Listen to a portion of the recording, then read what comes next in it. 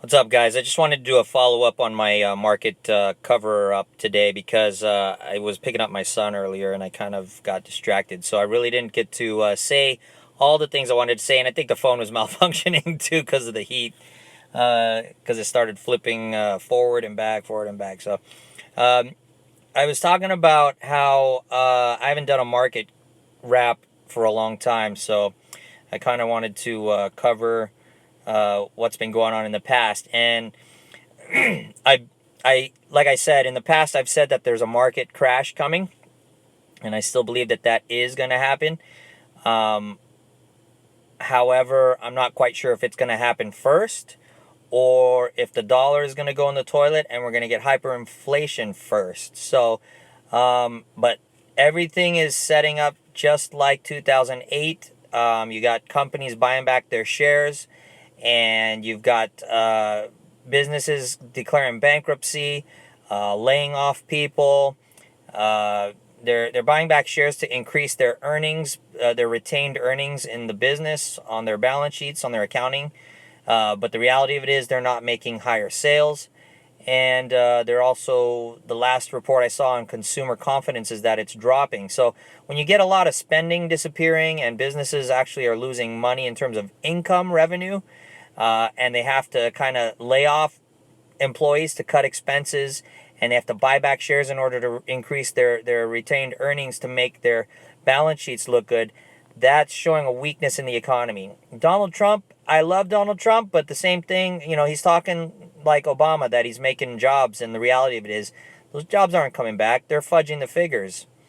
The Obama recovery has not happened, and it's disguised because they're just pumping money into the system. They've got all the governments around the world pumping money into everybody else's stock markets, and the people really aren't investing in it. The hedge funds may be doing it because they've got pensions that they need to answer for, so they're putting their pension funds into stock markets, but they're just increasing the amount of risk everywhere, and you're not seeing that reflected in the VIX, which is the measurement of volatility or a fear in the marketplace. So right now volatility is at a record low. The stock market keeps hitting a record number of record highs, and everything seems fine and dandy. But the reality of it is, it's not. You've got things around the world also that are pointing towards inflation. You have the Saudis are, something's going on where they're cleaning house. And I'm not sure if it's because of Trump or if it's just because the king who's passing away was too weak and he couldn't do it himself. And now that he's passing the throne on to Mohammed bin Salman, the younger heir to the throne or crown prince, heir apparent, is cleaning house because he wants to lay the foundations for a new reformed culture that doesn't have strong Islam, Sharia law destroying their progress over there. The Saudis want to create this new technologically advanced city called Neom, Neo meaning new, and M being the letter in the Arabic alphabet that apparently means Islam, new Islam, or new land, right? So it's going to be a technologically advanced place in Saudi Arabia that will rival Dubai, and supposedly is supposed to be the new Dubai. And they've recently allowed their first robot citizen to be part of Saudi Arabia, as well as allowing women to drive. Saudi Arabia looks like it's going through reform. So it's like the rest of the world, everybody around the world is tired of the garbage status quo. And, George Herbert Walker Bush said that they've got a new world order that's coming, and they're going to achieve this new world order in one of his State of the Union speeches. And I'm not quite sure if it's his new world order or if this is just a new world order that everybody wants because we're so tired of the CIA, deep state, Herbert Walker Bush type people trying to bring their new order, and everybody's suffering because of it. So there is a major new order coming. The U.S. dollar, historically, if you're not aware of this, is the world reserve currency because they set up a petrodollar system with Saudi Arabia. Saudi Arabia is starting to run dry on oil, and so they really do need to reform their economy so it's not so dependent on oil anymore, because they're not making that much of it anymore.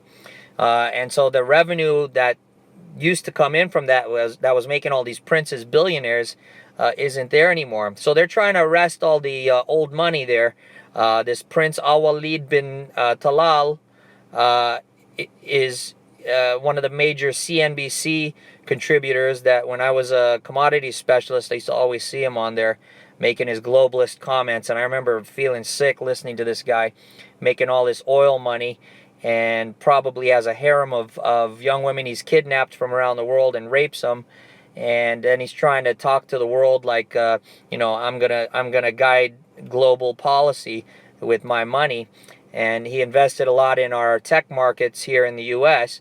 And now he's in prison. They've turned the Ritz-Carlton in Riyadh into a prison where they're capturing a lot of the princes of the old money. And they've removed a lot of the heads of the military, who are also the princes, to show that there's a new regime there. So I don't know how this is all going to turn out. It's almost like there's going to be a civil war, because there's got to be a backlash eventually. And I'm pushing for for Mohammed bin Salman to accomplish what he's seeking to do, because Saudi Arabia really does need to be reformed. A lot of our terrorism comes from there because of the such orthodox Islam that they don't want to integrate with the rest of the world. They don't want to play nice with anybody else, and they're willing to cut everyone else's heads off because of it. And I also think that it's partially a setup for war with Iran. When Donald Trump showed up in Saudi Arabia a while back, they welcomed him with open arms, because Obama is really on the side of Iran, who was also supporting different group of terrorists. And Iran and Saudi Arabia are traditionally against each other. Somebody lobbed a missile from Yemen into Riyadh, and they used U.S. Patriot missiles to shoot it down. And it was aimed at one of the airports just outside of Riyadh. And typically, Hamas is coming from Yemen, is supported by Iran. So Donald Trump is perhaps making a move on all of the bad regimes. He even said the days of appeasement are over, and thank God for that. I'm so sick of this world of leftist liberals telling us that we need to be politically correct. This is why people are getting shot, because people feel so secure in their safe spaces because of political correctness that they no longer want to face things head on. They want to avoid confrontation. And so the mentality of appeasement is developed, because you'd rather than confront your enemies, you try to give them what they want so that they leave you alone. And the reality of it is, when you got murderers and rapists, if you give them what they want, they're taking it anyway. So you're not really doing yourself a favor. They're going to take it anyway. Whether you give it or not, they're taking it. So how does appeasement work? This is why it didn't work with Hitler. Hitler intended to take things. And so when Neville Chamberlain was giving things away back in history, Hitler ran right all over it. Appeasement never works when you have bad people like that. The best thing to do is stand up to them. And we've seen that now in Texas. Unfortunately, the guy who shot the shooter was late to the party. If he had had his firearm there in the congregation when the guy started shooting, probably could have ended this guy before he really took so many lives. But he came late to the game. But that's a little outside of what I'm talking about with the markets. So I see Trump is really ballsy. A lot of leftists don't give him credit, but he's got balls. Here you got Kim Jong-il tossing nuclear warheads over Japan, and Trump just waltzes right into Japan, right into South Korea, and he's basically saying, go ahead, fire your missiles. So I think Trump is going to bring an inflationary environment, either through war or devaluation of the dollar. like I was saying earlier, and I think it's an attack on the Federal Reserve. He's going to be destroying the Federal Reserve through their currency, because really the currency of the Federal Reserve is not the world reserve currency. So we could be seeing a lot of hyperinflation soon. The Chinese pegged their yuan to the US dollar. It used to be 8 yuan to the US dollar, and the US dollar was the petro currency at the time.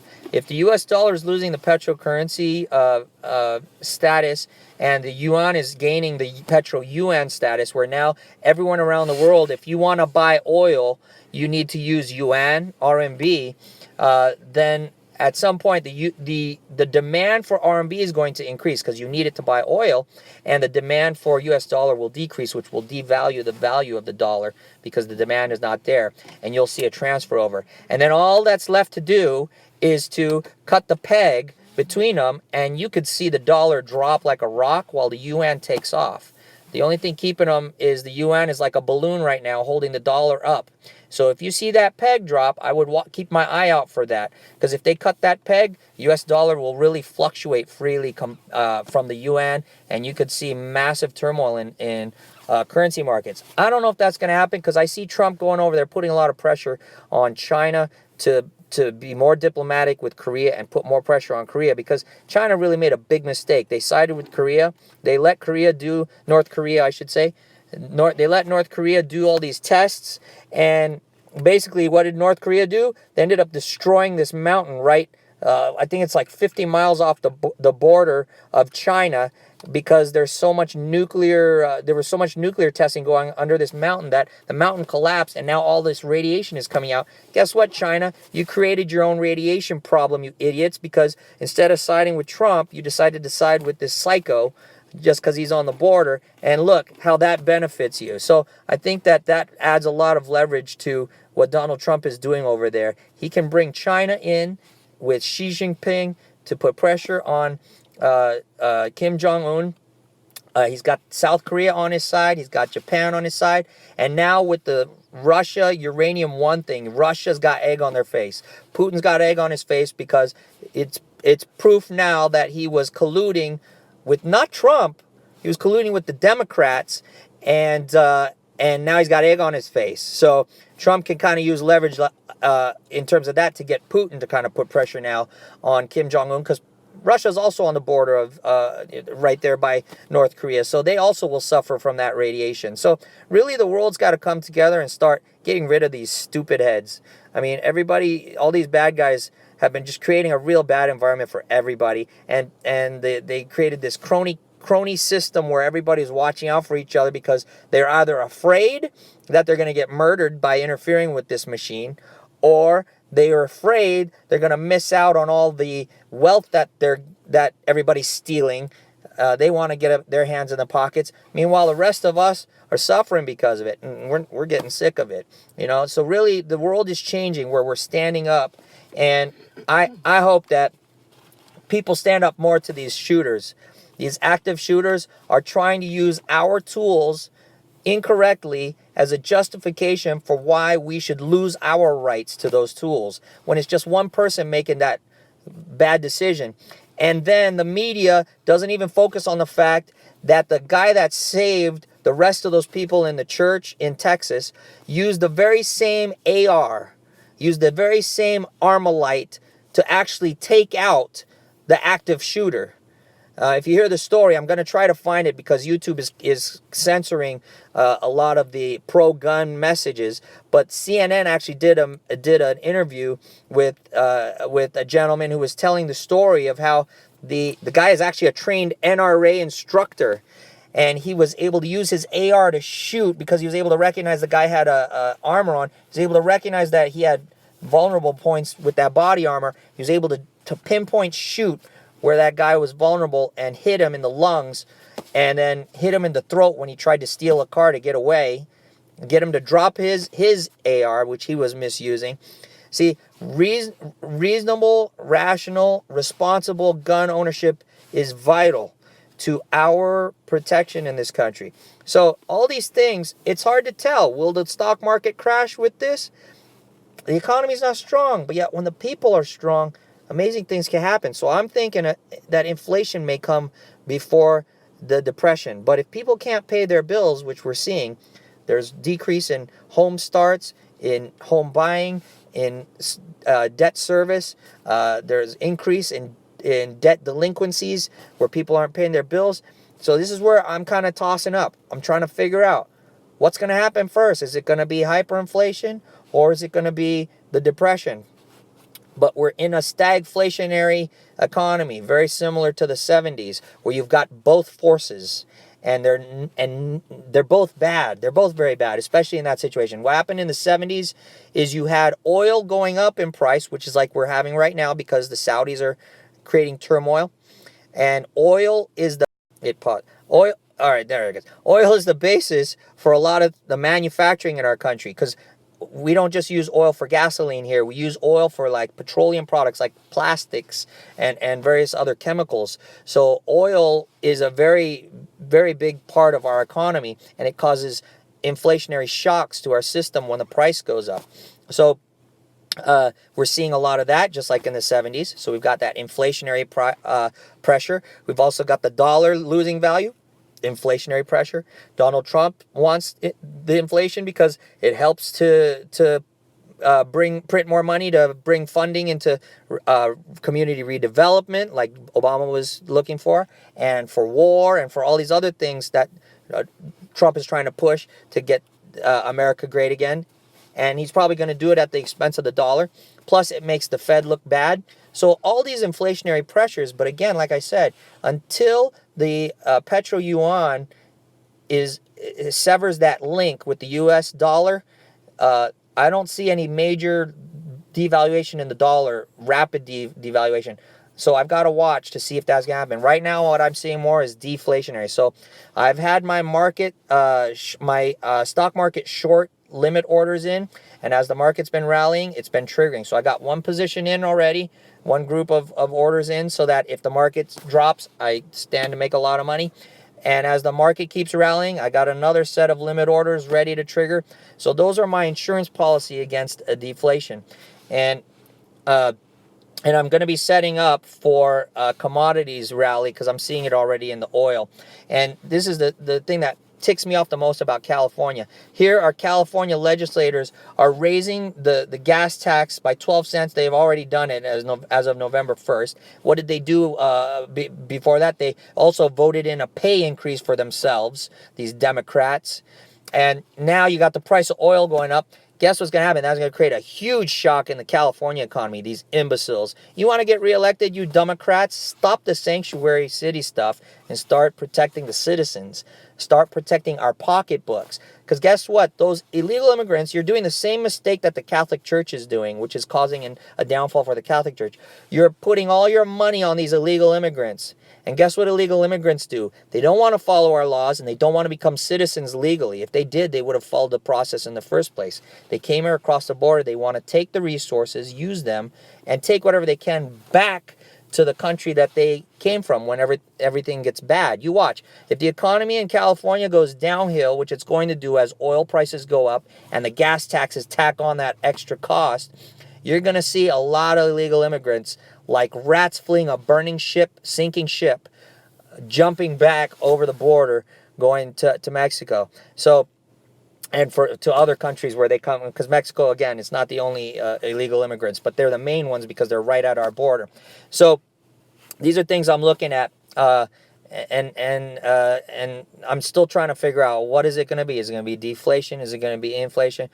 Right now, I'm on the deflation camp, and I'm keeping with my eye very close to that peg of the Chinese yuan and the U.S. dollar. If they cut that peg with the Chinese, with that petro yuan, I think we're going to see inflation hit us like a rocket. And that's pretty much what happened in the 70s. But it's now on steroids. You got hyperinflationary depression.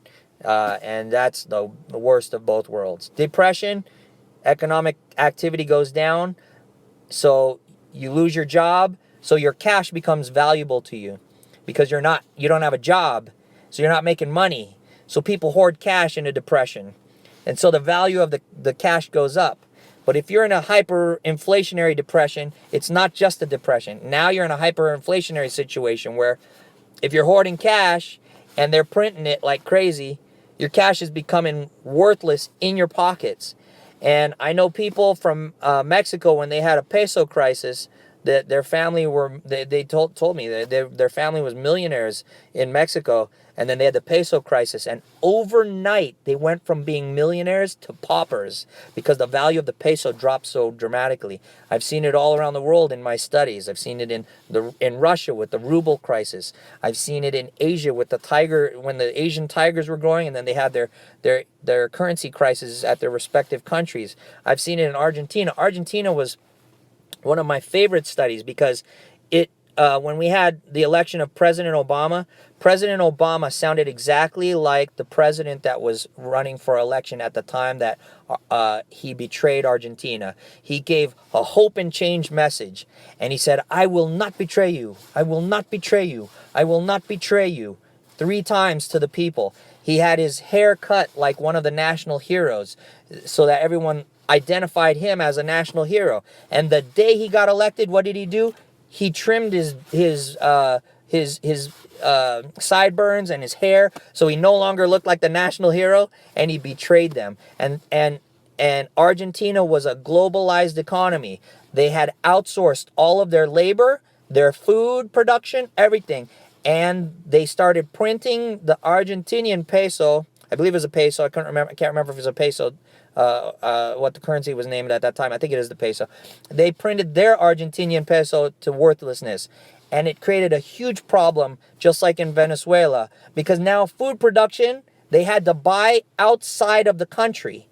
And their currency was worthless. So they could no longer exchange their currency for the other currency that they needed to buy the food from the foreign countries. And so people were starving to death. So they had a pot revolution where the people were going out in the streets with empty pots, banging on the pots, going up against the government. Kind of like what you're seeing in Venezuela today. And Venezuela is really murdering people that are going out into the streets. They're starving to death and they're marching against the government. The government's running over them in armored personnel carriers and shooting them with snipers.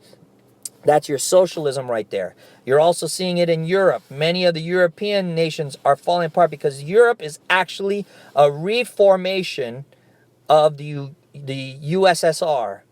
They made it look like a social democratic state.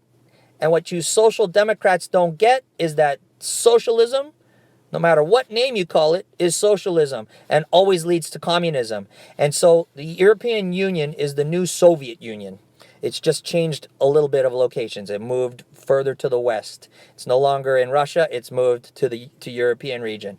I probably should be going this way, but based upon your perspective. So anyway, you're seeing it like with Spain. You have the Catalonian region where all the wealthy people are in Spain. They want their independence because Spain is part of the European Union and they're cramping down on people, taking their freedoms, telling them how they should be living.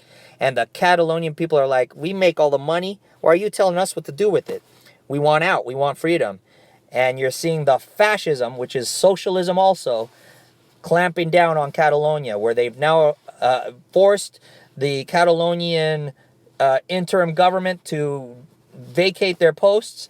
They turn themselves into the police so that they can be extradited to Spain for trial. And we're going to see what's going to happen. Spain may clamp down on that. So all around the world, we're seeing this fight for freedom. And I pray to God that's what's happening. Because, I'm sick of this world where they try to control everything in the name of nobleness. And this is why we're getting shot here in the United States. Because we've become so sheltered by our political correctness. We will not confront these bad people.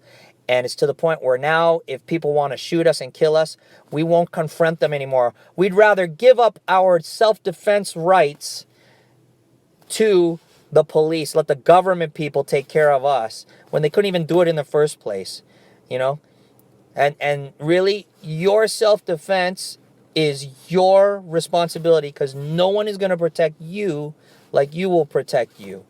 So if you give your self-defense rights to the government, that's it. Good luck. They're going to only come in time to outline your body in chalk. and they won't be there to save you, as we see. The police never arrive on time. They're never there. And it's nothing against the police. It's just the reality of how police work. They're not there where you are at that moment. They're patrolling somewhere around the city. And if you are just happen to be fortunate enough that they're patrolling there at your spot at that moment, then maybe they can stop the guy from killing you. But if they're on the other side of the city patrolling over there at that moment and the guy decides to mow all of you down, you're all dead. So you decide, do you want to give your gun rights to the government? You want to give them up so you don't have the right to have guns anymore? Remember Texas. The guy in Texas had an AR-15 and he was shooting people in the church. The guy who shot him had an AR-15. So you need equal force to match equal force. And this is what the leftists don't tell you and what the leftists don't realize. And you leftist guys need to think about that. If you give up your rights, you will not be able to defend yourself.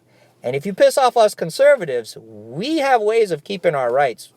We do civil disobedience if we believe we should have those rights, and we'll find ways to have our firearms.